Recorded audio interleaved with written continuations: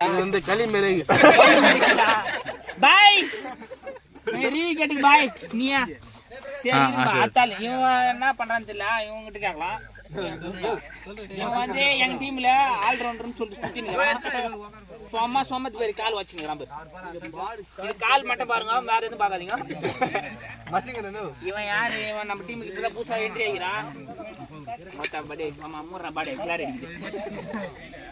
இந்த தேவடியா புள்ள பத்தி மெயினா பேசணும். ஒரு ஓவருக்கு உங்களால எத்தனை ரன் சார் கொடுக்க முடியும்? எங்க சாரால உங்களோட ஒரு 25 ரன் கொடுப்பாரு, சாலிடா கொடுப்பாரு. சார் என்ன சொல்லுங்க, பிரியாணி சார் இது